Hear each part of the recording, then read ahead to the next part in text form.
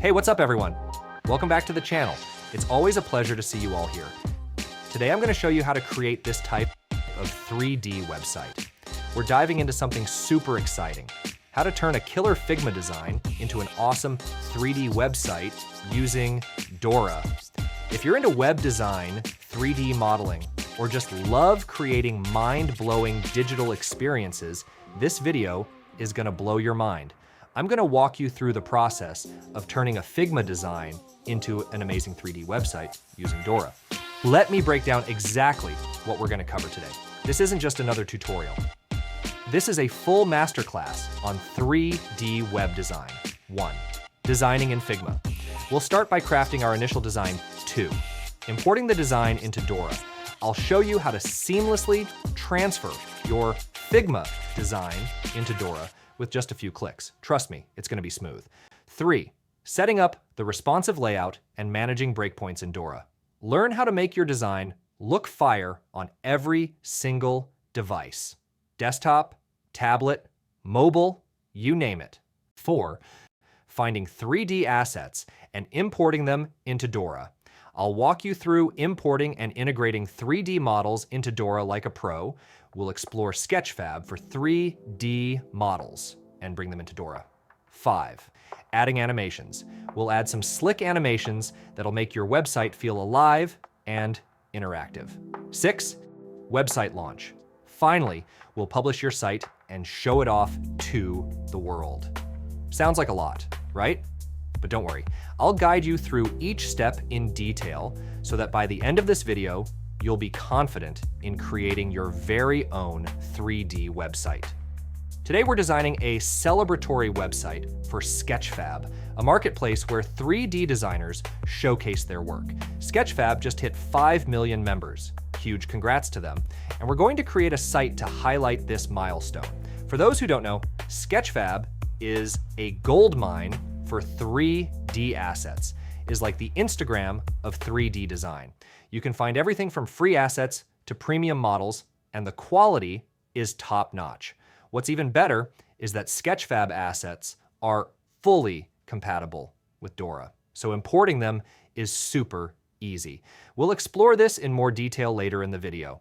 All right, without further ado, let's jump into Figma and start designing this project. Grab your coffee, your laptop, and let's create something incredible together.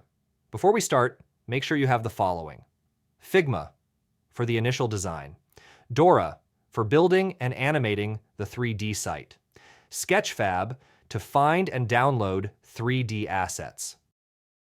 All right, so here we are in Figma, ready to design our website mockup. To speed things up, we can use the Dora AI plugin, which is Dora's AI-powered tool for creating websites with just a prompt. It's super handy and saves a ton of time. Here's how it works. Head over to Figma's plugin section and search for Dora AI. Once you've installed it, open the plugin and simply describe what kind of site you want to create. In our case, we could type something like a landing page for a visually engaging 3D website to celebrate Sketchfab reaching 5 million members. Next, you'll choose a design style you want for your website. For this example, I'll pick this style right here. The plugin will take a moment to generate some design options, so just sit tight. A few moments later. Boom. Once it's done, you'll have a selection of designs to choose from. Now, pick the one you like. And just like that, you've got a fully editable design generated directly in Figma. How cool is that? Want to try a different vibe? No problem. You can repeat the process with a new style, like this one, for example. Pick a generated mockup, and bam, you've got another fully editable and responsive design ready to go. You can keep experimenting, generating as many mockups as you want, tweaking the structure, and refining the look until you land on something that really fits. At this point, you could start customizing it to match the brand's style and branding, but that's not what we're doing in this video. For now, let's stick to the design we've got and keep things moving. I also want to point out that if you already have some basic design skills in Figma, you can skip ahead to the next part of this video. For our design, we'll need Sketchfab's color palette to incorporate their branding into the website. All right, now that I've got the color codes and the assets I need, I can start designing. Initially, I wanted something simple yet playful. I'm going to speed up what I'm doing on the screen just a bit. You can set the playback speed to 0.5x if you want to follow along step by step in Figma, but it's pretty straightforward. I'll see you after this part.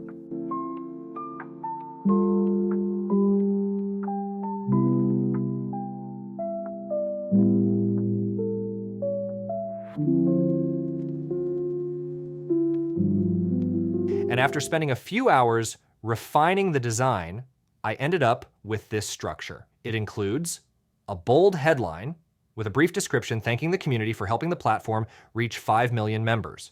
3 additional sections that highlight Sketchfab and its purpose. The blank spaces you see in the design are placeholders for 3D models. So here's my final Figma design. As you can see, I kept it as simple as possible. Before moving everything to Dora, we need to clean up the design to ensure it's ready for import. Here's what I like to do. Set everything in auto layout. It's not mandatory, but I prefer it for better organization. Rename all groups and layers.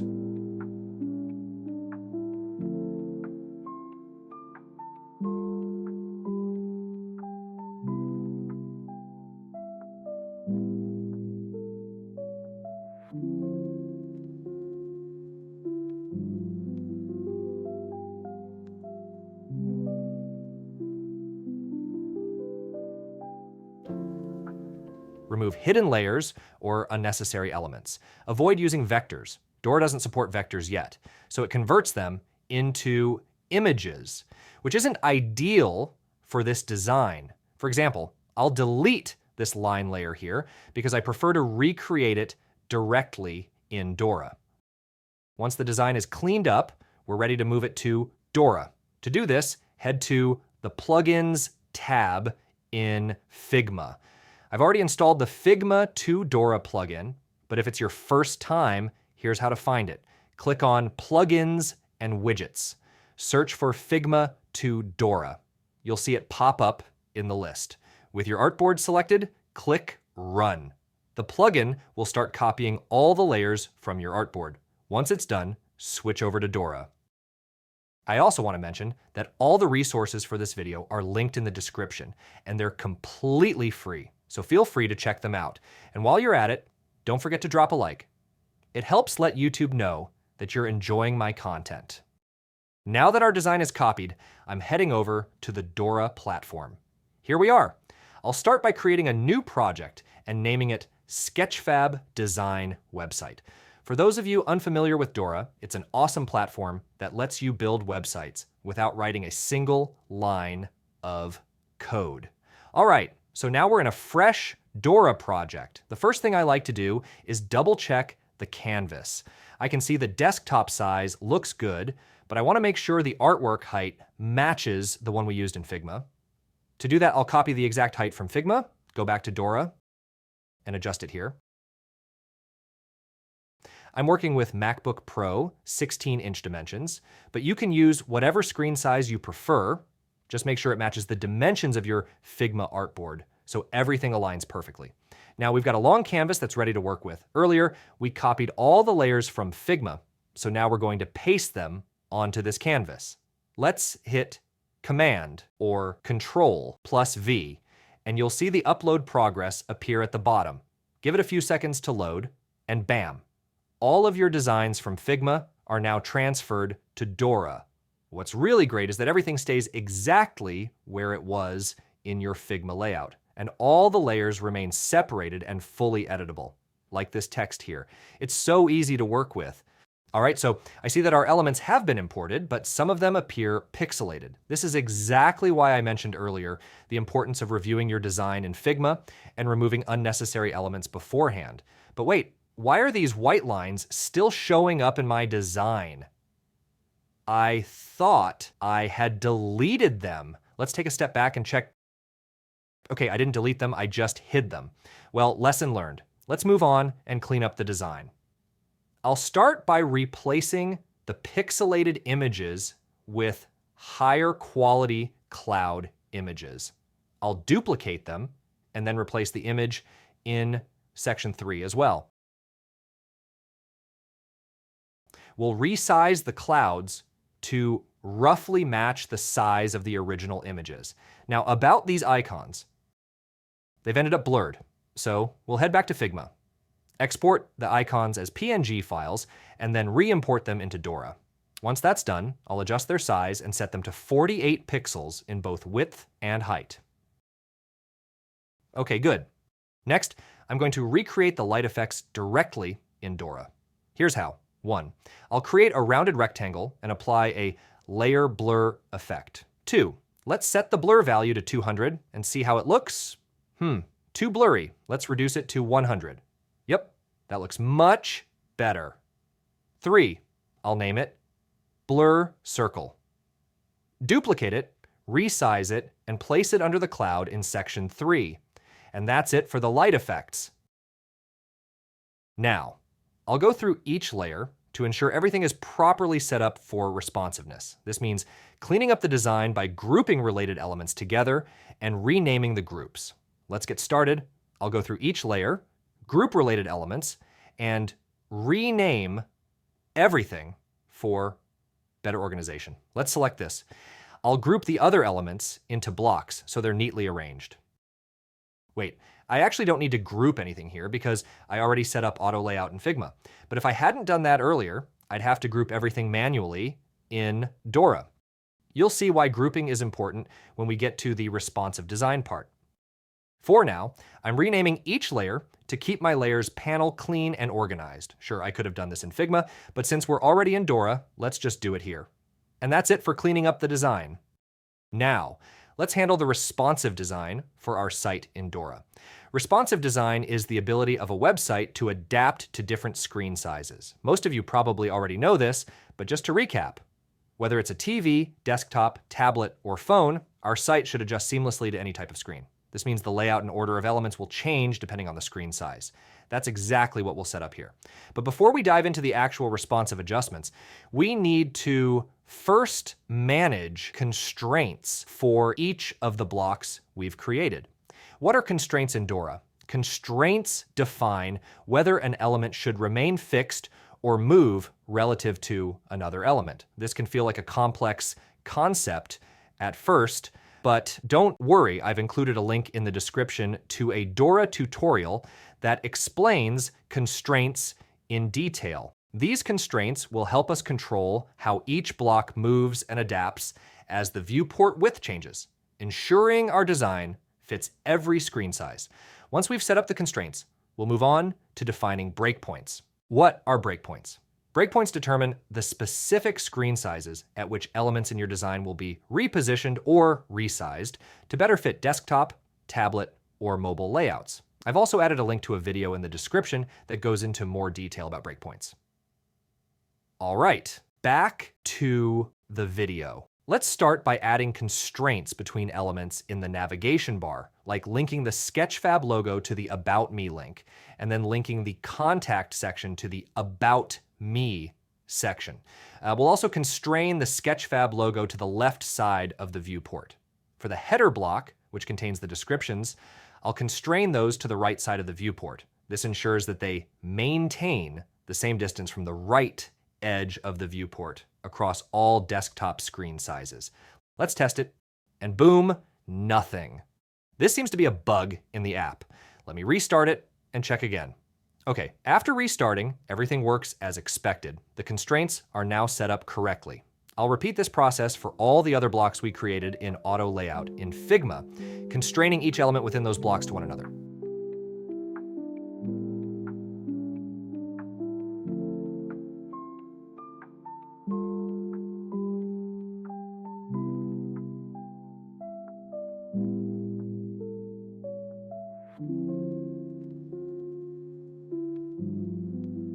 Next, let's create the vertical divider lines that run across the entire page. To do this, click to create a container and set its width to 2 pixels. For the height, set it to fill container, so the line stretches the entire length of the frame. Constrain the line to both the top and bottom of the artboard by setting the values to 0 and 0. I'll duplicate this line 5 times, distribute them horizontally, and voila. When we distribute, we can see that each line is constrained relative to the one that follows it.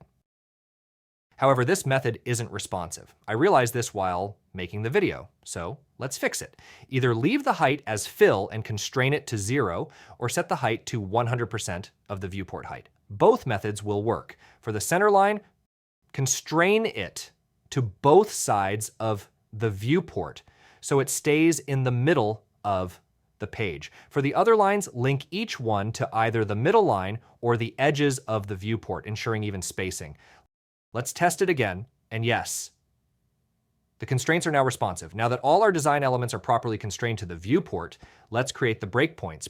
Breakpoints will define when the design should change for tablet and mobile views. Click the plus icon in the breakpoints section on the right panel. Select tablet to create the breakpoint for tablets. Then click phone to create the breakpoints for mobile. And that's it. All right, now it's time to handle responsiveness for the tablet and mobile versions of our site in Dora. When adjusting for smaller screens, it's usually best to reposition elements vertically for better readability and flow. For each mobile or tablet screen, you simply need to reposition the elements as needed while managing the constraints between the elements and relative to the viewport. I'll quickly do this for each version, speeding up the video, and we'll catch up right after.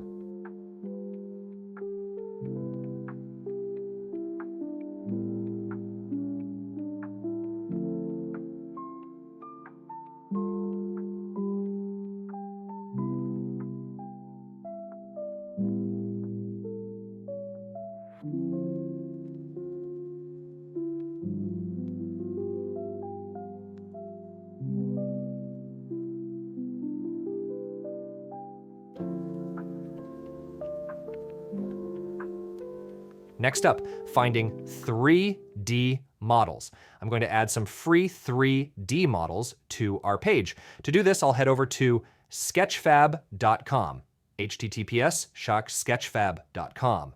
If you haven't heard of it, Sketchfab is a marketplace packed with free and paid 3D models that are fully compatible with Dora. For our design, we'll need animated 3D models.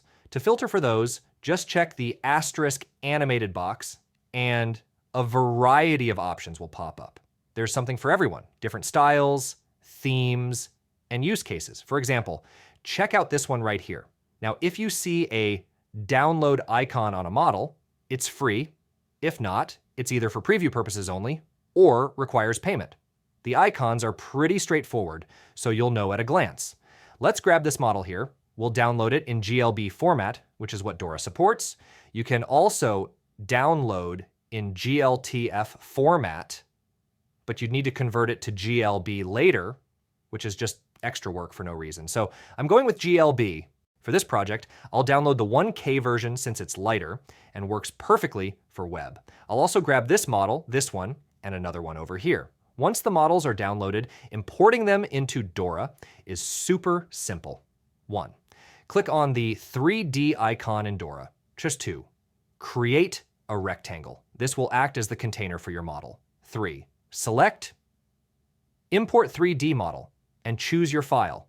Boom, the model starts loading. You'll see the textures load in the corner, and within a few seconds, your model is fully imported. I like to zoom in on the 3D workspace to get a better look at the model. Now, ideally, this model should have a toggle to automatically play its animation, like what you see on Sketchfab. But for some reason, it's not working here. I've tried re-downloading and re-importing multiple times, but no luck. This seems to be an issue with the model itself, not Dora. So let's switch gears and import other animated models that do have the toggle feature. I'll bring in this one, activate its animation, and then do the same for these others.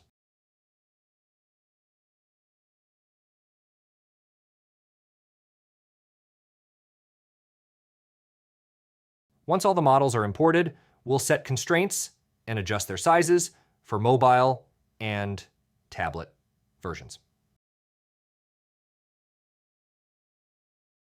Afterward, we'll move on to the fun part, animations, adding scroll animations. It's time to make our design more dynamic by adding scroll animations. To stay organized, I'll start with the text elements and then move on to the 3D models. Here's how to create a scroll animation in Dora. Click on this icon to open the timeline. This is where you can add keyframes to define an element's state at a specific point in the viewport, things like position, opacity, or effects. Select the text you want to animate. Add a keyframe at the point where you want the text to be visible. Move forward in the timeline and add another keyframe where you'll set the element's opacity to 0 and move it 40 pixels down. Dora will automatically create a smooth transition between these two states as the user scrolls. I'll repeat the process for the second text element, but this time I'll tweak the transition's interpolation. You can choose from several options like ease in, ease out, or ease in and out. Personally, I prefer customizing my transitions, so feel free to copy my settings. Let's preview the animation, and that's it. It works perfectly. I'll apply similar animations to all the other elements on the landing page.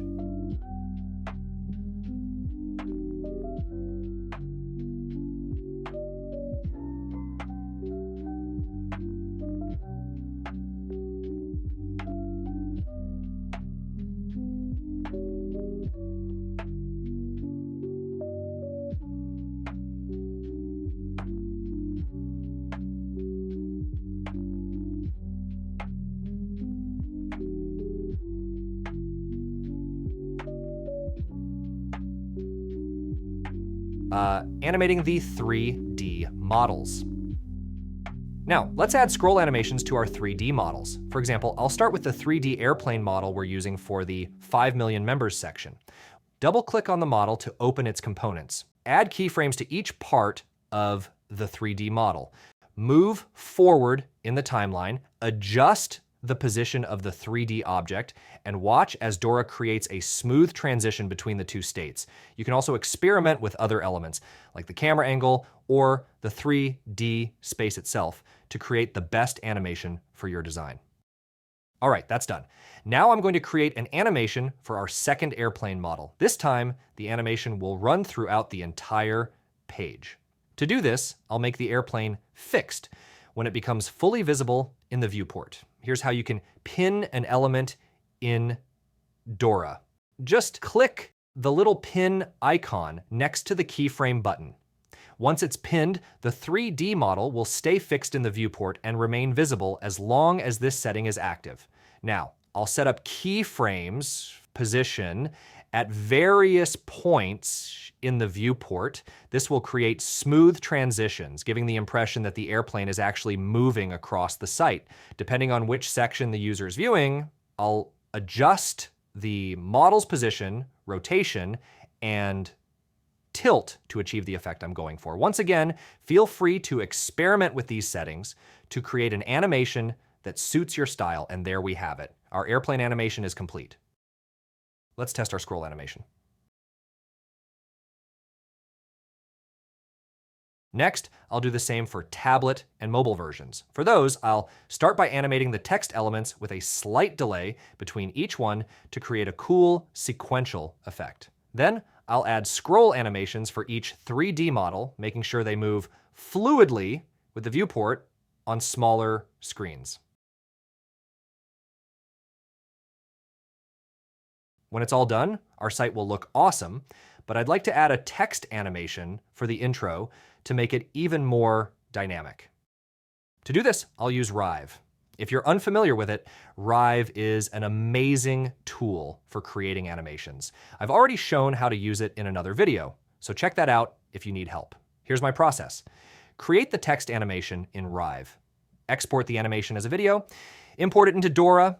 Once it's in Dora, I'll scale it up a bit. Hide the original text behind the video.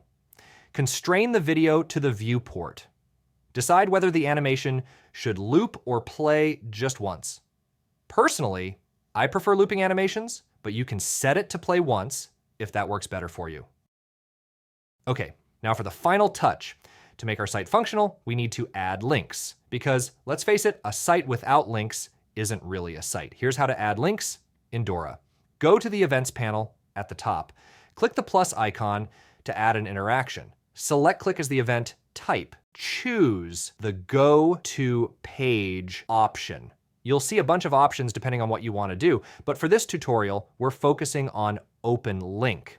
Insert the URL where the user should be redirected. That's it. I'll add links to the navigation bar and the footer, and I'll repeat this process for all the other links we need. Or I'll fast forward the video while I do that.